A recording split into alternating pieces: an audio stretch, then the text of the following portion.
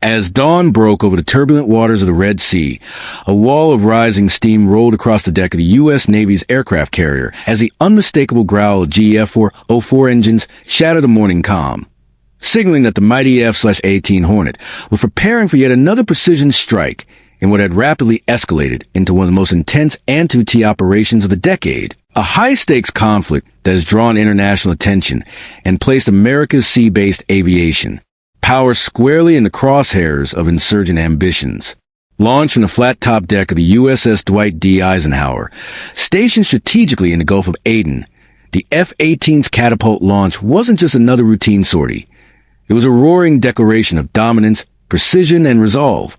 The Hornet, glinting in the early sunlight, carried not only the might of American technology, but also the message that the United States will not allow the Red Sea, a vital maritime artery, to fall prey to regional destabilizers.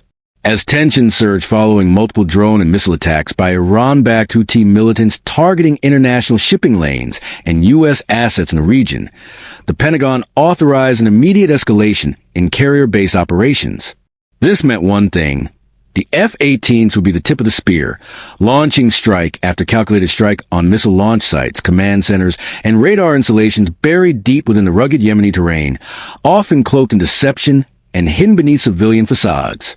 In a war where every move is broadcast to the world, the U.S. Navy's decision to deploy the Eisenhower Carrier Strike Group in full force sent a chilling signal to adversaries. From the Combat Direction Center below decks, a flurry of coordinated instructions bounced between tactical teams, AWACS aircraft, and naval assets patrolling the perimeter, as flight deck crews worked like clockwork, prepping Hornets for wave after wave of launch sequences. Each F-18, armed with a potent mix of AIM-120 AMRAAMs, AGM-88 HARMs, and laser-guided dams, rolled into position, engines roaring like thunder, pilots clad in G-suits, their helmets reflecting a fiery determination as they throttled forward, catching the steam catapult with surgical precision. Within seconds, they were airborne, claws of American vengeance streaking across the sky. Naval aviators, some on their fifth deployment, maneuvered their jets with unmatched skill, diving beneath radar coverage and pulling GS through narrow valleys to evade ground fire, striking hardened insurgent bunkers with pinpoint accuracy. The Hornets weren't flying blind. Overhead, MQ-9 Reapers and E-2D advanced Hawkeyes fed real-time targeting data, identify insurgent convoys, mobile missile launchers, and concealed drone depots before the Hornets even reached the AO. In one particularly daring mission, a squadron of Super Hornets was rerouted midair as a fresh barrage of Houthi-launched ballistic missiles was detected targeting U.S. naval vessels and commercial tankers near Bab el-Mandeb Strait. Within minutes, the F-18 split into coordinated formations, dropping flares to confuse infrared-guided munitions while simultaneously unleashing deadly standoff missiles that neutralized the enemy's launch capability before the missiles even left the rails. That same night, a second wave launched, this time under cover darkness. Deck lighting dimmed to red.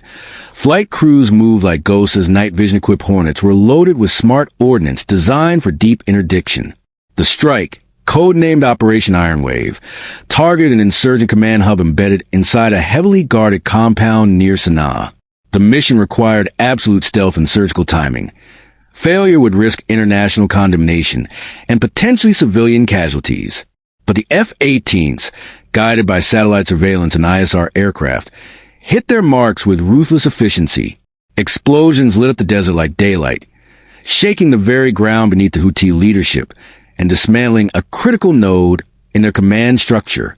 In the days that followed, American media outlets broadcast grainy footage of F-18s streaking through the clouds, releasing payloads of justice, while Pentagon officials confirmed that over 30 high-value targets were neutralized with 0 U.S. casualties.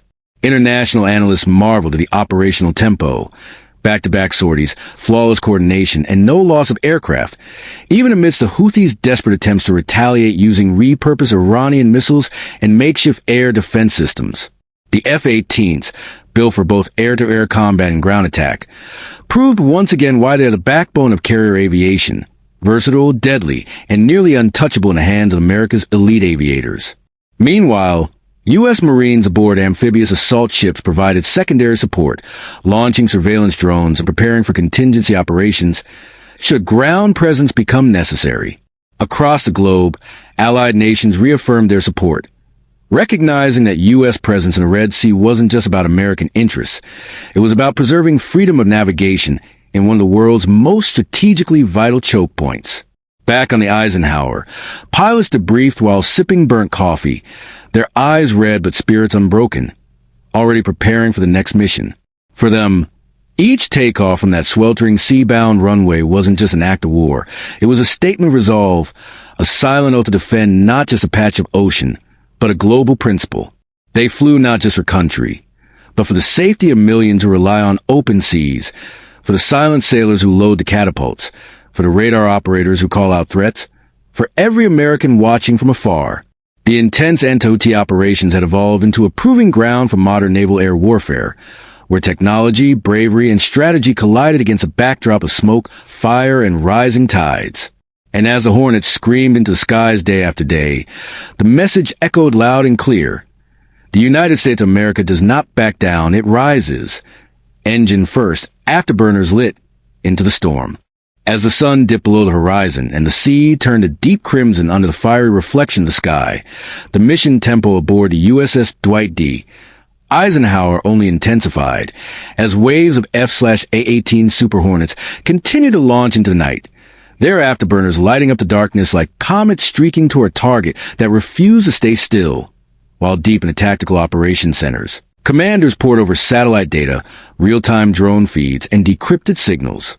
Intelligence to guide their elite pilots through the dangerous dance of death playing out in Yemeni airspace, where the Houthis, hardened, desperate, and increasingly well-armed, had turned civilian neighborhoods into launching pads, hospital roofs into radar nests, and schools into ammunition dumps, making each American strike not just a test of technology but a trial of moral clarity and military restraint. For this was not just about hitting targets. It was about doing so without falling into the traps of propaganda and collateral chaos. The war, asymmetric and volatile, had evolved beyond traditional combat.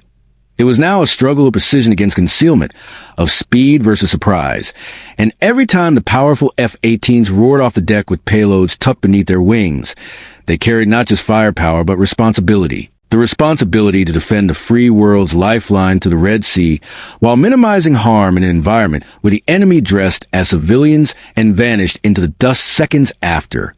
Launching a missile on one particularly harrowing mission. Call sign Reaper 1-4, an F-18 squadron was scrambled to intercept a low-flying drone swarm armed with explosives headed toward a U.S. tanker escorting humanitarian aid ships through the Bab el-Mandeb Strait. With just minutes to act and the sky flooded with radar returns, the Hornets executed a high-speed interception that saw 6 drones destroyed midair with AM-9X sidewinders, just miles from the ship's hull, an act that not only saved hundreds of lives but also underscored the razor's edge upon which these operations were being conducted. Meanwhile, intelligence revealed that the Houthis had acquired Iranian-supplied mobile launchers capable of firing long-range ballistic missiles, and in response, the Navy initiated Operation Desert Fawn, a multi-day aerial campaign led by F-18s working in tandem with Navy SEAL teams and CIA assets on the ground, striking over 40 high-value sites with surgical precision. Even as enemy fighters tried to jam communications, spoof GPS, and fire shoulder-launched SAMs in desperate retaliation, the Hornets, with their state-of-the-art avionics and electronic warfare pods, maneuvered through the chaos like predators on the hunt, dodging threats, dropping flares, and unleashing fury with a combination of AGM, 154 joint standoff weapons, and laser-guided bombs that struck with the accuracy of a sniper's bullet. But even as the strikes continued, the danger grew more unpredictable. One F-18 pilot, Lieutenant Commander Jake Falcon Rhodes, had a narrow escape when an enemy SAM locked onto his jet during a night raid. Despite countermeasures, the missile clipped his wing and sent the aircraft into a spiraling descent, but Rhodes, with nerves of steel, regained control at the last second and limped back to the carrier with hydraulic fluid trailing behind him, a hero's welcome waiting as his battered Hornet landed with sparks flying and his fellow aviators watching in silent awe. Every mission became a story, and every story became a testament to courage to training, to the indomitable American spirit that refuses to yield even when surrounded.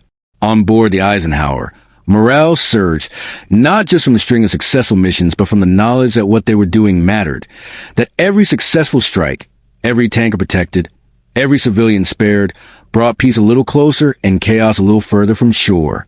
And it wasn't just the Hornets in the spotlight. Yea, 18G Growlers flew in formation, jamming enemy radar and communications, paving the way for F-18s to penetrate airspace without being lit up like Christmas trees. MH-60R Seahawks conducted anti-submarine sweeps and combat search and rescue missions. Unmanned MQ 25 Stingray refuelers extended the range of operations deep into Houthi territory. Together, it was a ballet of metal and mission, choreographed by decades of training and sharpened by the pressure of real-time war. The operations had not gone unnoticed by America's adversaries. Satellite footage from 4 intelligence agencies captured the unrelenting pace of takeoffs, the terrifying beauty of precision strikes, and the logistical brilliance of a naval war machine in full gear. The Houthis, emboldened by foreign backers, tried to counter with more missile salvos, attempting to saturate the carrier's defenses, but the layered shield of Aegis-equipped destroyers, SM-6 interceptors, and the ever-watchful eyes of carrier's own radar net rendered every attempt a costly failure. They didn't just fail to hit the Eisenhower. They exposed their positions, and within hours, those launch sites were nothing more than smoking craters, the result of American steel delivered with speed and finality. Yet, amid the thunder of engines and the whisper of carrier waves at sea, a quieter war was being fought, a war of logistics, of maintenance, of endurance. Below deck, sailors worked 18-hour shifts to keep the flight deck clean, the weapons loaded, the aircraft mission ready. Engineers crawled into jet intakes, replacing burned-out components. Armorers double-checked targeting systems and bomb fuses. Communications officers made sure every signal flowed like blood through arteries. Without them, the Hornets were just metal shells. With them, they were the angels of fury soaring over deserts, the knights of American resolve. For every F-18 that touched down after a successful mission, cheers erupted below deck. Not because a bomb had dropped, but because another brother, another sister, had returned home to the sea, safe and victorious. In Washington, the president issued a statement reaffirming America's commitment to keeping the Red Sea open and secure, praising the bravery of those aboard the Eisenhower, and highlighting the success of the F-18 operations as a model of 21st century warfare, swift, strategic, and humane. Defense analysts dubbed the campaign a textbook example of how modern naval aviation can project power across vast distances, adapt to asymmetric threats, and operate in politically sensitive environments without the need for ground invasion. But back aboard the Eisenhower, none of this praise reached the flight crews huddled in the ready room, watching drone feeds of their next target, reviewing cockpit footage, checking wind vectors, memorizing strike coordinates, praying silently before stepping back into the cockpit. For them, glory wasn't a mission, duty was. They were here not for headlines, but for honor. And as the next wave of F-18s was wheeled onto the catapults, engines screaming, deck crews signaling, pilots saluting and throttling forward into the unknown, the Red Sea trembled once more under the weight of American resolve. And the world watched in awe as the powerful Hornets took to the skies again, the very tip of the spear in a war where silence was deadly and speed saved lives. As Operation Desert Fawn entered its third phase, the night skies over the southern Arabian Peninsula bore the unmistakable roar of American might, a constant reminder to hostile forces that the seaborne sword of the United States Navy never rests, never hesitates, and never misses. With each successive sortie, the F/A-18 Super Hornets were not only carrying out tactical strike missions, they were shaping the battle space, systematically dismantling the Houthis' air denial ambitions, cutting off command chains, and disrupting every node of their missile launch infrastructure with ferocity and precision. The enemy, reeling from consecutive losses, tried everything, launching decoys, hiding their launchers within civilian infrastructure, even using tunnels and drone corridors to bypass radar. But the Navy adapted faster. With carrier-based E-2D Hawkeyes controlling the skies like chess masters and EA, 18G Growlers sweeping frequencies with electronic fury, Every Houthi trick was met with an American counterstrike that left nothing but craters and silence in its wake. Pilots who had flown over Iraq, Syria, and Afghanistan said this campaign was different, not in the danger, but in the tempo. There was no pause. Every hour brought another alert, another drone swarm to intercept, another target of opportunity, another life and death calculation where civilians hid just yards from the enemy's weapon caches. And still, the F-18s flew. They flew in formation beneath cloud cover. They flew alone through sand-choked skies. They flew with the ghostly grace of death dealers who knew that freedom often rode on the wings of warplanes. Lieutenant Commander Falcon Rhodes, still nursing burns from his damaged wing weeks earlier, volunteered for a new mission, a deep strike into a suspected hardened bunker site embedded in the Rocky Highlands outside Al-Hudaydah. It was a known Houthi command center, and previous attempts to strike it had failed due to terrain masking and precision jamming. But not this time. The Navy devised a three-layered strike plan. Decoys launched first by MQ, 25 Stingray drones to confuse enemy radar, followed by Growlers lighting up enemy frequencies, and finally, the lead Hornets armed with bunker-busting GBU, 31 dams modified for steep descent angles. The moment the strike was authorized, the flight deck exploded into a ballet of noise and motion. Crews in yellow jerseys guided aircraft with pinpoint choreography. Catapults hissed under pressure. Steam rose in plumes beneath steel wings, and one by one, the F-18 screamed in the twilight, fire trailing behind them like the vengeance of an awakened giant. The mission was perfect. The dam struck the bunker with GPS-coordinated fury, obliterating the command center so completely that intercepted enemy communications afterward consisted only of panic screams and silence. This was war not waged recklessly, but with precision guided by both technology and conscience. American naval aviation had never looked more formidable or more responsible. But even in victory, the sailors and pilots aboard the USS Dwight D, Eisenhower knew the job was far from over. For every launch, there was a recovery. For every strike, there was debriefing. For every mission, there was maintenance. And the sea, ever merciless, offered no respite. Storms churned the horizon. Iranian patrol boats skirted international lines, watching, probing, threatening. Chinese satellites repositioned in orbit. Russian aircraft from Syria buzzed dangerously close to reconnaissance zones. This was more than a battle. It was a theater, and the whole world was watching. What unfolded next would stun even the most seasoned military minds. A leaked transmission intercepted by Navy intelligence revealed that the Houthis, desperate for a symbolic victory, were preparing to launch a massive barrage of long-range drones and cruise missiles aimed directly at the Eisenhower itself. A suicide attack designed to overwhelm the ship's defenses and broadcast a propaganda victory across social media before the first missile even hit. The carrier strike group responded instantly. USS Laboon, USS Gravely, and USS Philippine Sea, all Aegis-equipped destroyers, deployed to create a triple-layer defense ring, while air assets scrambled in all directions. F divided by a -18S went up, loaded for both air-to-air and air-to-ground engagement. Interceptors positioned themselves at key threat vectors, and SEAL teams prepped for counter-infiltration ops. The sea boiled with readiness. Then came the swarm. Dozens of fast, low-flying drones and cruise missiles, each launched from mobile platforms deep inside Yemen.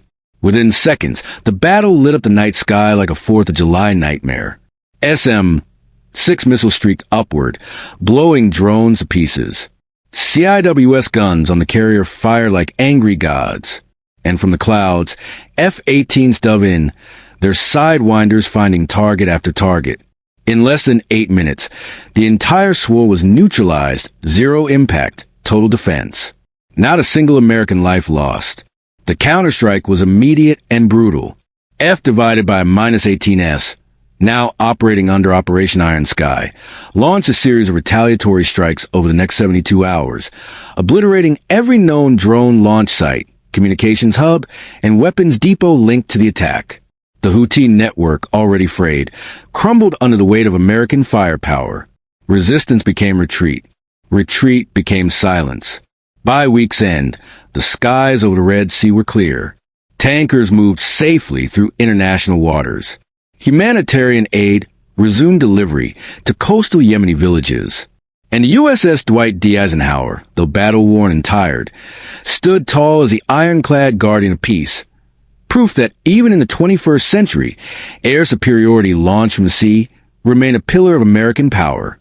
The F-18 Super Hornet, born of Cold War ambitions and sharpened in every modern conflict since, had once again proven its worth, not just as a fighter, not just as a bomber, but as a symbol of American resolve, of technological dominance, of the warrior spirit carried by every aviator who straps in, salutes the deck, and launches into uncertainty knowing that freedom often wears the wings of war.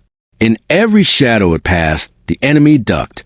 In every mission it flew, the world watched. And in every landing it made, skimming the deck at 150 knots, tailhook latching into steel, steam roaring beneath, it was a reminder that so long as the United States Navy sails the oceans, and so long as her pilots take the skies, those who threaten peace sow chaos, or attack the innocent will never do so without answer. So when you hear the roar of an F-18 climbing into the stars from the belly of a floating fortress, know this. It's not just a plane. It's a promise that America still leads, still protects, still flies, and that from sea to sky, the United States will never yield.